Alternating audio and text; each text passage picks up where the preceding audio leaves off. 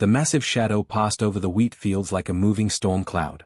Tommy Martinez looked up from fixing his tractor and watched the dragon soar across the blue sky of New Montana. Its golden scales caught the afternoon sun, creating sparkles of light that danced across the farmland below. The creature's wings stretched wider than their entire barn, and when it moved, the air itself seemed to whisper with ancient power. Tommy had seen thousands of these flights over the past 15 years since his family settled on this colony world. The Drakmari came and went as they pleased, sometimes alone, sometimes in groups of 3 or 4. They never landed. They never acknowledged the humans below. They simply flew through human space like ghosts from another time. His wife Rachel came out of the house, wiping flour from her hands on her apron. She followed his gaze to the retreating dragon and sighed. "Still gives me chills every time I see one," she said. "Hard to believe something that beautiful won't even look at us." The Drakmari were legends throughout the galaxy. Every spacefaring race knew their story. 10,000 years ago, when most civilizations were still learning to make fire, the Drakmari had already mastered telepathic communication and interstellar travel. They spoke mind to mind with the species they considered worthy, the crystalline Viridians, the gaseous Nethrons, the mechanical Synthoids. These races sat on the Galactic Council alongside the dragons, making decisions that affected billions of lives across hundreds of worlds. But humans? Humans were too young, too primitive, too loud with their radio signals and crude technology. The Drakmari treated humanity like ants at a picnic, occasionally annoying, mostly invisible, definitely not worth conversation. This didn't stop humans from trying. Every colony world had stories of attempts to contact the dragons. The government on Earth had built massive transmitters specifically designed to send telepathic-friendly signals. Artists created beautiful light shows hoping to catch a dragon's attention. Children drew pictures of dragons and humans together, holding them up to the sky during flyovers. Nothing worked. The silence continued. Tommy remembered his own childhood attempts. Growing up on Mars Colony 7, he and his friends would run outside whenever the dragon alarm sounded. They'd wave and shout and jump up and down until their parents dragged them inside. Sometimes they'd leave gifts, shiny rocks, handmade drawings, even candy bars, in open fields where dragons had been spotted. The gifts were always gone the next day, but everyone knew the desert winds probably took them. "Maybe they're just shy," his little sister used to say. Tommy had believed that for years, until he grew up and learned the truth. The dragons weren't shy. They simply didn't consider humans important enough to notice. Now Tommy had his own family on New Montana, growing crops that would feed the expanding human population. The work was hard but good. Rachel ran a small school for the colony children, teaching them everything from basic math to xenobiology. Their life was simple but happy. Except for 3-year-old Jake. Jake was different from other colony kids. While his older siblings Danny and Lisa played normal games and helped with farm chores, Jake spent hours staring at the sky. Not just during dragon sightings, all the time. He'd sit in the garden, his chubby hands pulling at grass, looking up at the clouds like he was waiting for something. "Dragon come back," he'd ask his parents every morning at breakfast. "Dragon say hi today?" Tommy and Rachel tried to explain that dragons don't talk to people, but Jake never seemed to accept this answer. He'd nod seriously, then go right back to sky watching. During dragon flyovers, while other children got excited and screamed, Jake would stand perfectly still. He'd wave slowly, like he was greeting an old friend who just couldn't see him yet. "Hi pretty dragon," he'd whisper. "I'm Jake. Wanna be friends?" The dragons always flew on without stopping. But Jake never stopped trying. Every single time, he'd wave and smile and call out his little greeting. His faith that someday, somehow, the dragons would notice him never wavered. It broke his parents' hearts to watch, knowing that their son would eventually learn what every human learned, that some beings in the universe simply considered them beneath notice. What they didn't know was that today would be different. Today, Jake's endless optimism would finally pay off in ways that would change everything. The orange butterfly danced just out of reach, its wings catching the morning light like tiny flames. Jake giggled and stumbled after it, his little legs working hard to keep up. The butterfly led him past the vegetable garden, beyond the chicken coop, and right through a gap in the fence that his father had been meaning to fix for weeks. "Come back, pretty butterfly," Jake called out, completely forgetting his mother's warnings about staying in the yard. The butterfly seemed to hear him, hovering just long enough for Jake to catch up before fluttering away again. The game continued across the meadow and toward the crystal formations that jutted from the hillside like frozen lightning. These caves were off-limits to children. The sharp crystal edges could cut, and some of the deeper tunnels led to underground rivers. But Jake was 3 years old, and 3-year-olds don't think about danger when they're chasing magical orange butterflies. The butterfly disappeared into a narrow opening between two massive crystal spires. Jake squeezed through after it, his overalls catching on the smooth stone. On the other side, he found himself in the most beautiful place he'd ever seen. The hidden valley stretched out below him like something from a fairy tale. Warm pools of water bubbled up from underground springs, creating little streams that wound between soft grass and wildflowers. The crystal caves formed a natural amphitheater around the valley, their surfaces throwing rainbows in every direction. And there, basking on a flat boulder beside the largest pool, was a dragon. Jake had seen dragons in the sky plenty of times, but never this close. The creature was enormous, bigger than their farmhouse, bigger than the barn and the silo put together. Its scales weren't just golden like they appeared from a distance. Up close, Jake could see they shifted colors like oil on water, showing hints of deep blue and forest green and warm amber. The dragon's eyes were closed, and it breathed slowly and peacefully. Steam rose gently from its nostrils with each exhale. Its massive wings were folded against its sides, and its long tail curled around the boulder like a cat settling in for a nap. Most people would have been terrified. Most adults would have backed away slowly, hearts pounding, hoping not to wake such a powerful creature. But Jake wasn't most people. He was 3 years old, and to him, this was the most wonderful thing that had ever happened. "Hi there, Uncle Dragon," he shouted, waving his small hand enthusiastically. The dragon's eyes snapped open. Gorvith the Ancient had been alive for over 4,000 years. He had witnessed the rise and fall of civilizations, had conversed with the wisest beings in the galaxy, and had earned his place as an elder through centuries of careful thought and measured action. In all those millennia, no creature he considered beneath his notice had ever dared to address him directly. The telepathic shock of hearing the child's thoughts hit him like a physical blow. But it wasn't the surprise that stunned him most, it was the complete absence of fear or awe in the little human's mind. Where other species approached him with trembling reverence, this tiny being radiated nothing but pure joy and excitement. "You're so pretty," Jake continued, completely unaware that he was breaking thousands of years of galactic protocol. "Are you sleeping? I'm sorry if I woke you up. Mama says it's not nice to wake people when they're sleeping."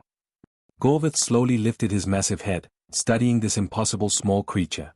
The child showed no understanding of what he was, no recognition that he stood before one of the most ancient and powerful beings in known space.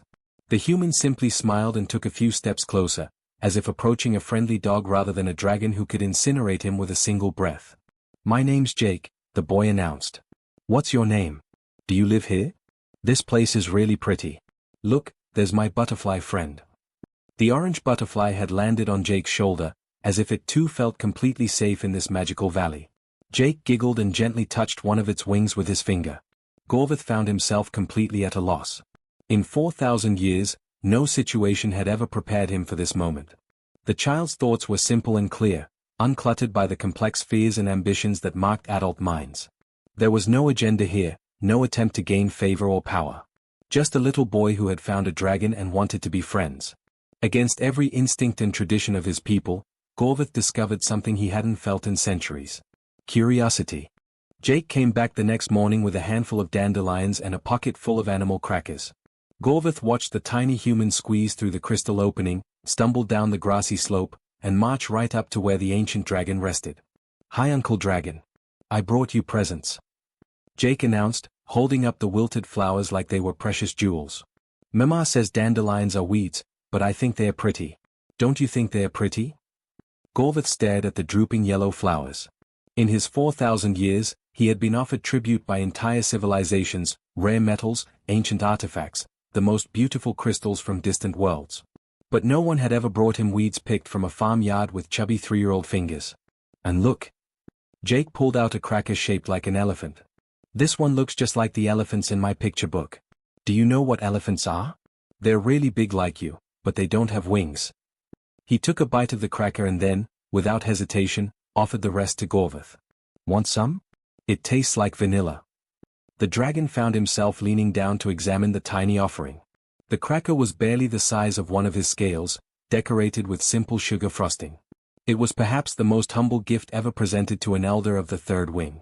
Jake interpreted Gorvith's silence as interest and launched into a detailed explanation of all the different animal cracker shapes. He arranged them in a line on the warm stone, creating what he called a cracker zoo. There were lions and tigers and bears, each one carefully described with the serious attention that only a 3-year-old could give to such important matters. "This one's my favorite," Jake said, holding up a slightly broken giraffe. "His neck got hurt in my pocket, but I still like him. Daddy says sometimes the broken things are the most special." For reasons he couldn't explain, Gorvith found himself listening to every word. The child's thoughts were like a clear stream, simple, honest, and completely without hidden meaning. Jake talked about his chickens who laid eggs every morning, his dog Buddy who chased his own tail, and his big sister who taught him to tie his shoes. Days turned into weeks. Jake's visits became as regular as sunrise. He would slip away from the farmhouse after breakfast, spend hours in the Crystal Valley, and return home with grass stains on his clothes and stories about his imaginary friend that his parents found both charming and concerning. Gorvith began to look forward to these visits in a way that surprised him. The child showed him things he had never noticed before, how morning dew made spider webs look like jewelry, how clouds could look like animals if you used your imagination, how the sound of water bubbling over rocks was actually a kind of music. "Look, Uncle Dragon," Jake would say, pointing at perfectly ordinary things with extraordinary excitement. "The butterflies are dancing. Do you think they're happy? I think they're happy because it's such a nice day." Through Jake's eyes, Gorvith began to see beauty in the simple and ordinary. The ancient dragon, who had traveled across galaxies and witnessed the birth of stars, found himself fascinated by the way a 3-year-old could find magic in a handful of pebbles or joy in the way grass felt under bare feet. Jake also shared his troubles with his new friend. When his pet rabbit died, he cried into Gorvith's scales and explained how sad it made him feel. When he had nightmares, he described them in detail, somehow finding comfort in telling them to someone who listened without judgment. "Mama says everything dies someday," Jake said one afternoon, his small voice serious. "But she also says that doesn't mean we should be sad all the time. She says we should be happy for the time we get to spend together. Do you get sad sometimes, Uncle Dragon?" The question caught Gorvith off guard. When was the last time anyone had asked about his feelings? When was the last time he had even considered them himself? But then everything changed. Jake didn't come to the valley one morning. Or the next. On the third day, Gorvith felt something he hadn't experienced in centuries: worry. Using his telepathic abilities, he reached out toward the human settlement and immediately sensed distress. The child was dying. Jake had fallen ill with a fever that spiked dangerously high. Tommy and Rachel Martinez had tried everything their small colony medical station could provide, but nothing worked. The boy lay unconscious, his small body burning with heat that human medicine couldn't break. Gorvith made a decision that violated every law and tradition of his people. For the first time in over 3,000 years, he left his hidden valley and flew directly toward a human settlement. The Martinez family was gathered around Jake's bedside when a massive shadow fell across their farmhouse. Tommy looked out the window and froze. A dragon, the biggest he had ever seen, was landing in their front yard. Gorvith folded his enormous wings and approached the house. When Tommy and Rachel emerged, trembling, the ancient dragon spoke his first words to adult humans in perfect, careful English. "Your child requires immediate medical attention. I will take him to the council medical station." The parents stared in complete shock. Rachel's hand flew to her mouth. Tommy's legs nearly gave out beneath him. Their son's imaginary friend was very real indeed. The news spread faster than light itself through the galaxy's communication networks.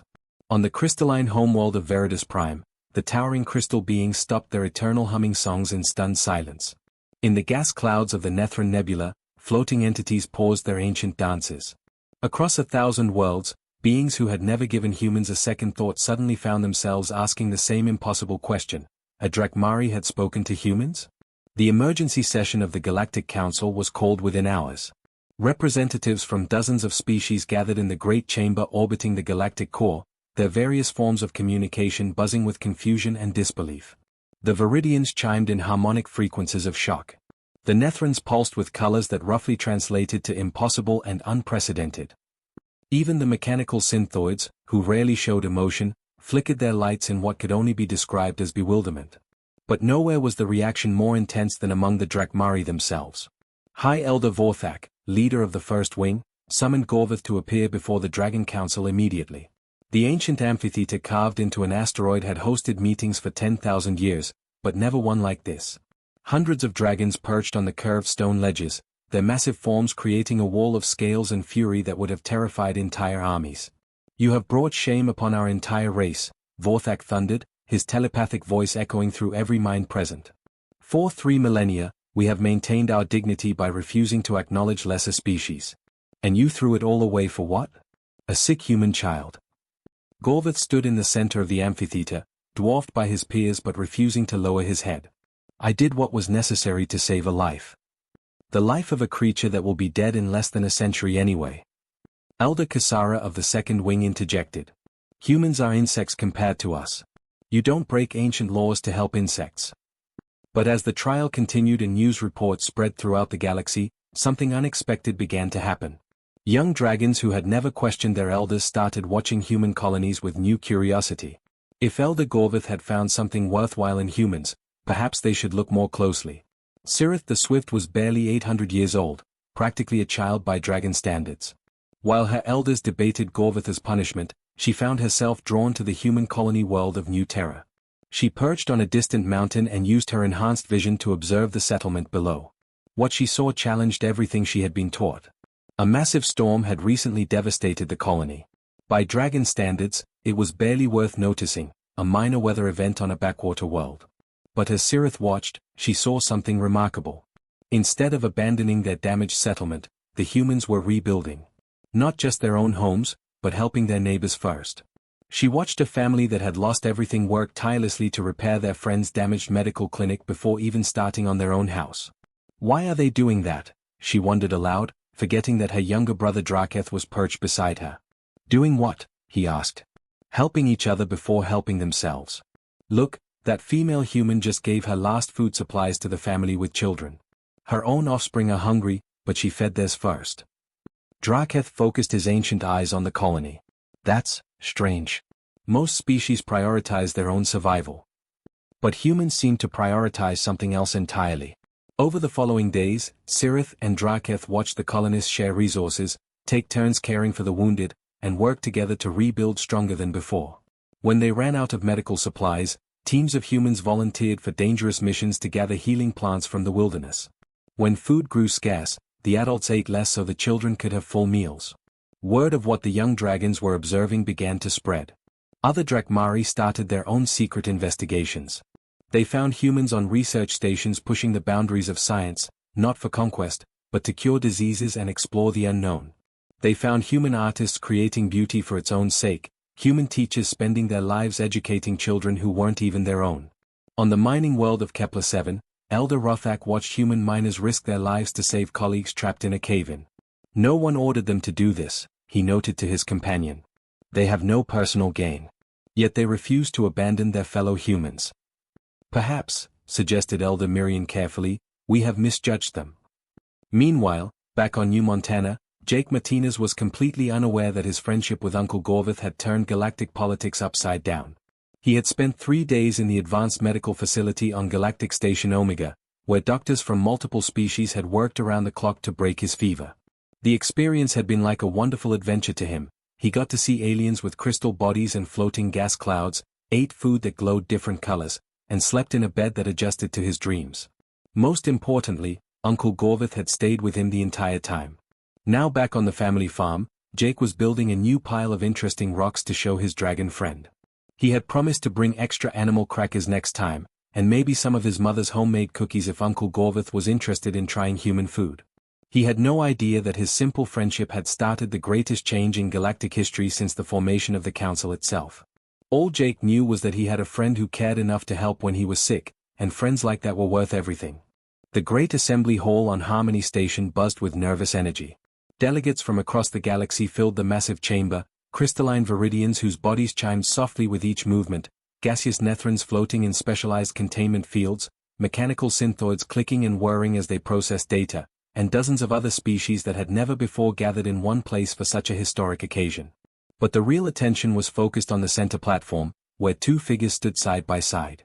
One was young by galactic standards, barely 18 years old, with the confident posture of someone who had grown up knowing he was part of something bigger than himself. The other was ancient beyond measure, his golden scales now touched with silver, his massive form radiating the wisdom of 4 millennia. Jake Martinez adjusted his formal diplomatic robes and looked out at the assembled crowd. 15 years ago, he had been a 3-year-old chasing butterflies. Now he stood as the first human ambassador to the Drakmari, about to address representatives from every major civilization in known space. The path to this moment had been anything but simple. After Jake's recovery and Gorvatha's unprecedented action, the galaxy had erupted in debate. Some species called for the dragon's exile. Others demanded investigations into human society. The Drakmari themselves had been split down the middle, with traditional elders insisting on maintaining the old ways while younger dragons pushed for change. Jake had grown up in the middle of this galactic controversy, but to him it had never felt like a burden. Uncle Gorvath continued to visit the Crystal Valley, and their friendship had only grown stronger. As Jake learned to read and write, he shared human stories with the ancient dragon. When he studied galactic history in school, Gorvath provided first-hand accounts of events that were just legends to everyone else. "Tell me about the Crystal Wars again," Jake would say, sitting cross-legged on their favorite boulder while Gorvath stretched his wings in the afternoon sun. "You've heard this story 100 times, the dragon would reply, but he always told it anyway. Through these conversations, Jake learned that history wasn't just about dates and battles, it was about beings making choices, often difficult ones, that shaped the future for everyone who came after. When Jake turned 16, formal invitations began arriving from across the galaxy. The Viridians wanted him to visit their crystal cities. The Nethrons offered to show him their cloud palaces. The Galactic Council itself requested his presence at diplomatic functions. But Jake always came home to New Montana, to his family's farm, and to the Crystal Valley where his most important friendship lived. The real breakthrough had come 2 years ago, when a plague struck the outer colonies. It was a disease that affected multiple species, jumping from Viridians to Synthoids to humans with devastating results. Traditional medicine from individual species wasn't working. The situation grew desperate as entire worlds fell silent. It was Gorvath who suggested the solution. "What if," he had mused during one of their valley conversations, "we combined the knowledge of all species instead of keeping it separate?" Jake had immediately seen the possibility. Humans were natural collaborators, they instinctively worked together during crises. If they could convince other species to share their medical knowledge, maybe they could find a cure that no single civilization could develop alone. The project had been unprecedented. For the first time in galactic history, species that had barely spoken to each other began sharing their most closely guarded scientific secrets. Viridian crystal healing, Nethran energy manipulation, Synthoid data processing, human determination, and Drakmari ancient wisdom, all combined into something greater than the sum of its parts. The cure they developed didn't just save millions of lives. It proved that cooperation could achieve what isolation never could. Now Jake stood before the first joint council session in galactic history, representing not just humanity but the idea that friendship could bridge any gap. He looked out at the delegates and saw faces, or whatever passed for faces among different species, showing curiosity instead of dismissal, hope instead of suspicion. 15 years ago, Jake began, his voice carrying clearly through the advanced translation systems, "I met my best friend in a hidden valley on New Montana. I was 3 years old, and I had no idea that dragons weren't supposed to talk to humans. I just knew I had found someone wonderful, and I wanted to be friends." He paused, glancing up at Gorvath, who nodded encouragingly. "That friendship taught me something that I think all our species need to remember. It doesn't matter how old you are, or how powerful, or how advanced your technology might be. What matters is whether you're willing to listen to each other, to learn from each other, and to help each other when times get tough." In the audience, delegates who had spent centuries looking down on younger species found themselves reconsidering. The mechanical Synthoids processed this new data about the value of cooperation. The ancient Viridians chimed in harmonies that translated roughly to interesting possibility. But it was among the Drakmari that the real change was most visible. Elder Vorthak himself sat in the front row, his expression thoughtful rather than dismissive. Beside him, young dragons like Sirith and Draketh listened with the eager attention of students discovering something new. "My friend Gorvath once told me that wisdom doesn't come from knowing everything," Jake continued. "It comes from knowing when you still have something to learn. Today, I hope we can all learn together." As Jake spoke about cooperation, about shared knowledge, about the strength that came from diversity rather than isolation, Gorvath felt something he hadn't experienced in his long life: pride in watching someone grow. The chubby 3-year-old who had offered him dandelions and animal crackers had become a leader who could unite civilizations. More importantly, that little boy's simple belief in friendship had transformed not just the Drakmari, but the entire galaxy. Species that had existed in careful isolation for millennia were now working together, sharing resources, combining their unique strengths to solve problems that no single civilization could handle alone. The age of silence was indeed over. The age of friendship had begun, started by a child who believed that anyone could be friends if you just said hello and offered to share your cookies. And in that moment, as applause echoed through the great hall in a dozen different forms of appreciation, the future looked brighter than it ever had before.